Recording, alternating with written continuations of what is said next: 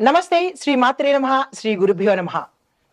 శ్రీ విశ్వావసు నామ సంవత్సరం మనకి మొదలైంది కదా.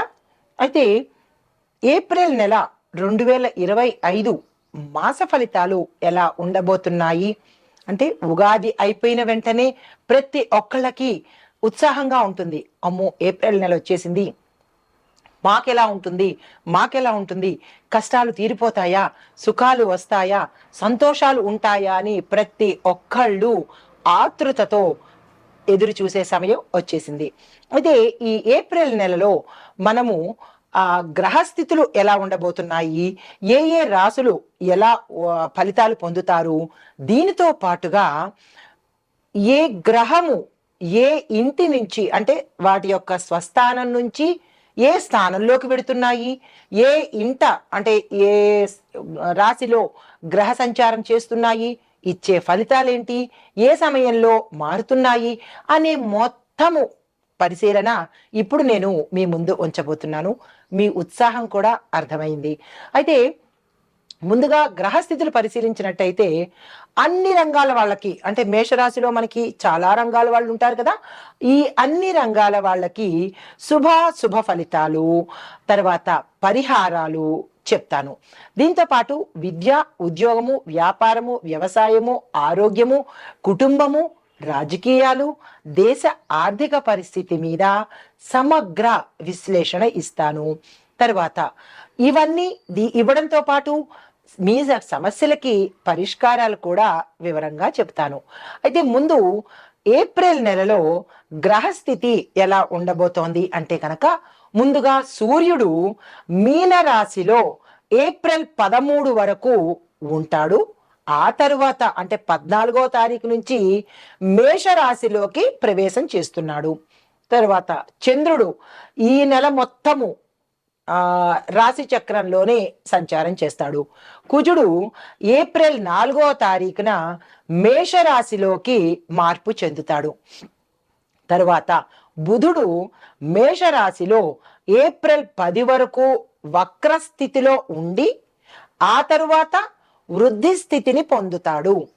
గురుగ్రహము మేషరాశిలో శుభయోగాన్ని అందిస్తున్నాడు. శుక్రుడు మేషరాశిలో ఏప్రిల్ 19 వరకు ఉండి ఆ తరువాత వృషభంలోకి ప్రవేశిస్తాడు.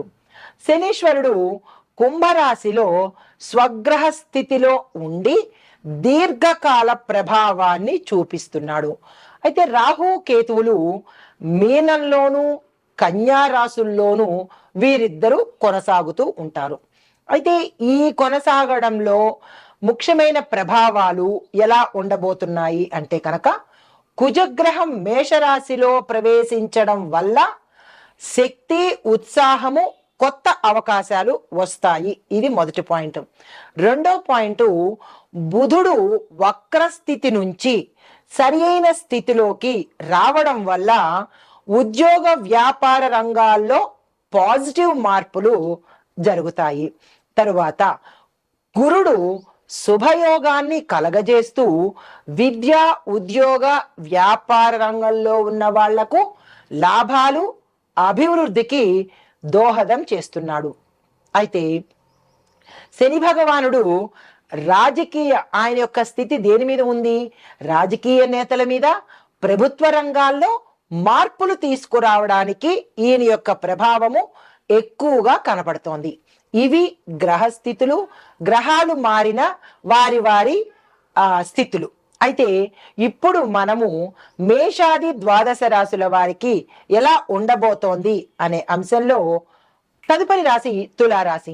ఈ రాశిలో ఉండే విద్యార్థులకు మిశ్రమ ఫలితాలు గోచరిస్తున్నాయి. కొత్త కోర్సులు కానీ విదేశ చదువులకు కానీ ఇది చాలా మంచి సమయము. తక్షణమే నిర్ణయం తీసుకోండి. ఉద్యోగస్తులకు చూసినట్టయితే ప్రమోషన్స్ మెరుగుపడతాయి, ప్రమోషన్స్ వచ్చే అవకాశం ఉంది, ప్యాకేజీలు పెరుగుతాయి, ఇంక్రిమెంట్లు కూడా ఎక్కువగా పడే అవకాశం కనబడుతోంది. కొత్త బాధ్యతలు తీసుకోవాల్సిన పరిస్థితి ఏర్పడుతుంది.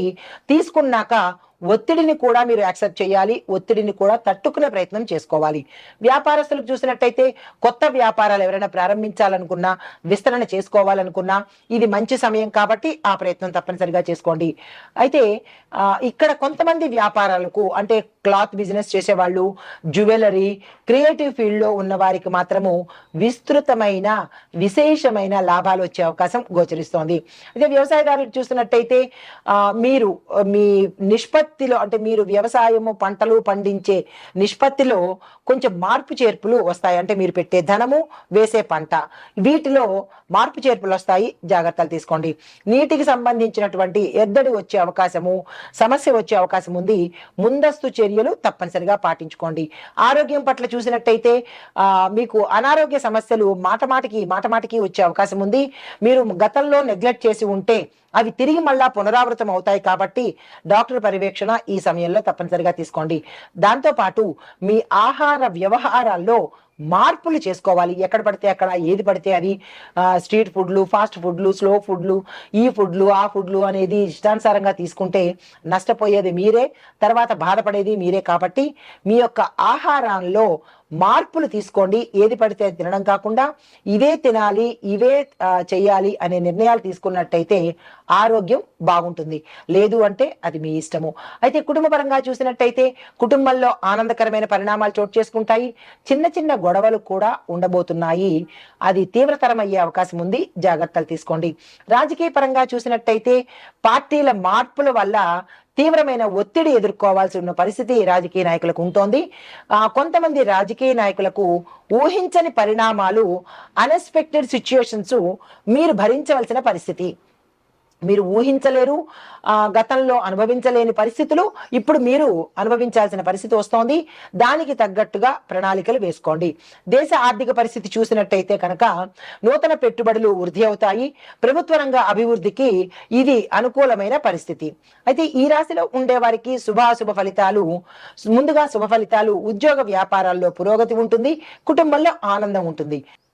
అశుభ ఫలితాలు కనుక చూసుకున్నట్టయితే అనారోగ్య సమస్యలు కనబడుతున్నాయి. రాజకీయంగా అస్థిరత ఏర్పడుతోంది, జాగ్రత్తలు తీసుకోండి.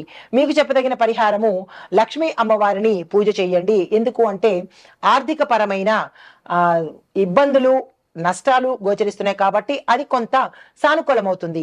సాధ్యమైనంత వరకు తెలుపు రంగు వస్త్రాలనే ఈ మాసమంతా ధరించే ప్రయత్నం చేసినట్టయితే కొంత సానుకూలమైన ఫలితాలు పొందే అవకాశం కనబడుతోంది. నమస్తే. తదుపరి రాశి మీనరాశి. ఈ రాశిలో ఉండే విద్యార్థులకు పోటీ పరీక్షల్లో విజయం సాధిస్తారు. శాస్త్రీయ పరిశోధనలు చేసే వారికి మంచి ఫలితాలతో పాటు మీ పేరు ప్రఖ్యాతలు దిగ్దిగంతాలకు వ్యాపించేటట్టుగా, మీ పేరెంట్స్ గర్వపడేటట్టుగా ఉండబోతోంది. అయితే ఉద్యోగస్తులకు చూసుకున్నట్టయితే ఉద్యోగస్తులకు కొత్త కొత్త అవకాశాలు వస్తాయి, ప్యాకేజీలు పెరుగుతాయి. దీంతో పాటు ప్రమోషన్స్, హై అండ్ క్యాడర్స్ వచ్చే అవకాశం ఉంది. కొత్త బాధ్యతలను స్వీకరించాల్సి వస్తుంది. దానితో పాటు సమస్యలను కూడా స్వీకరించాల్సిన పని. అయితే వ్యాపారస్తులకు చూసుకున్నట్టయితే కొత్త కొత్త వ్యాపారాలకు, పెట్టుబడులకు ఇది చాలా చక్కని సమయము. వెంటనే ఆ ప్రయత్నం చేసుకోండి. ప్రాపర్టీ, మెడికల్ రంగాలలో ఉండే వ్యాపారస్తులకు విశేషమైన విస్తృతమైన లాభాలు వచ్చే అవకాశం ఉంది. మీరు అసలు వెనక్కి తగ్గకండి, ముందుకు పోయే ప్రయత్నం చేసుకోండి. అయితే వ్యవసాయదారులకు చూసుకున్నట్టయితే సాంకేతిక పరమైన మార్పులు మీరు తప్పనిసరిగా చెయ్యాలి. దీంతో పాటు పండ్ల తోటలు వేసే రైతులకు విశేషమైన లాభాలు, విస్తృతమైన లాభాలు, రుణాలు తీరిపోవడము, దీనితో పాటుగా మీ యొక్క పంటలకు మార్కెట్లో గిరాకీతో పాటు రేటు కూడా పెరిగే అవకాశం కనబడుతోంది. మీరు వెంటనే ఆ చర్యలు చేపట్టండి. ఆరోగ్య సమస్యలు చూసినట్టయితే గుండెకు సంబంధించినటువంటి సమస్యలు తలెత్తబోతున్నాయి, జాగ్రత్తలు తీసుకోండి. ఆరోగ్యం పట్ల జాగ్రత్తలు తీసుకోండి. అయితే గతంలో ఎవరైనా హార్ట్ ఆపరేషన్స్ జరిగినా కానీ వాళ్ళు ఈ సమయంలో జాగ్రత్తగా వ్యవహరించండి. అంటే కొంతమందికి ఇప్పుడే అనారోగ్య అంటే ఈ సమయంలో అంటే మీరు తీసుకున్న ఆ నెగ్లిజెన్స్ వల్ల కావచ్చు, మీ ఆహారపు అలవాట్ల వల్ల కావచ్చు, విపరీతంగా మద్యం సేవించడమో లేకపోతే మీ అలవాట్లను బట్టి కొంతమందికి హార్ట్కి సంబంధించినటువంటి రుగ్మతలు వచ్చే అవకాశం ఉంది, జాగ్రత్తలు తీసుకోండి. కుటుంబ పరంగా చూసినట్టయితే కొత్త కొత్త సమీకరణాలు అంటే కొత్త కుటుంబాలు రావడము, బంధువులు పెరగడము ఇలాంటివి జరుగుతున్నాయి. కొంతమందికి చిన్న చిన్న వివాదాలు తల ఎత్తే అవకాశం కూడా ఈ రాశిలో ఉండే వారికి కనబడుతోంది. అయితే రాజకీయ పరంగా చూసుకున్నట్టయితే రాజకీయ నాయకులకు మిశ్రమ ఫలితాలు గోచరిస్తున్నాయి. ప్రజలలో ఆదరణ పెరిగే అవకాశం కనబడుతోంది. దేశ ఆర్థిక పరిస్థితి చూసినట్టయితే ఆర్థిక వ్యవస్థ క్రమక్రమంగా మెరుగుపడుతుంది. కొత్త పెట్టుబడులు వృద్ధి చెందుతాయి. ఇంకా ఈ రాశిలో ఉండే వారికి శుభాశుభ ఫలితాలను చూసుకున్నట్టయితే ముందుగా శుభ ఫలితాలు ఉద్యోగ వ్యాపార పెట్టుబడుల్లో పురోగతి కనబడుతోంది. అది ఒక్కటే శుభ ఫలితంగా ఉంది. అశుభ ఫలితాలలో ఆరోగ్య సమస్యలు తీవ్రంగా కనబడుతున్నాయి కాబట్టి జాగ్రత్తలు తీసుకోండి. మీకు చెప్పదగిన పరిహారము ప్రతి గురువారము అంటే ఈ మాసంలో మనకి 4వ 5వ గురువారాలు వస్తాయి కదా, ఆ గురువారాల సమయంలో గురు పూజ చేసుకోండి. గురు సంబంధిత ఆలయ దర్శనం తప్పనిసరిగా చేసుకోండి. మీకు వీలైనంత వస్తువు కానీ, ఆహారం కానీ, వస్త్రం కానీ దానంగా ఇచ్చుకునే ప్రయత్నం చేసుకోండి. ఇది ఈ రాశిలో ఉండే వారికి చెప్పదగిన మరొక విశేషము. మీరు పసుపు రంగు వస్త్రధారణ సాధ్యమైనంత వరకు ఏ పని మీద వెళ్ళినా కానీ ధరించి వెళ్ళినట్టయితే సానుకూలమైన ఫలితాలతో, విజయవంతమైన ఫలితాలతో తిరిగి వచ్చే అవకాశం కనబడుతోంది. పసుపు రంగు వస్త్రానికి ప్రాధాన్యత ఇవ్వండి. నమస్తే.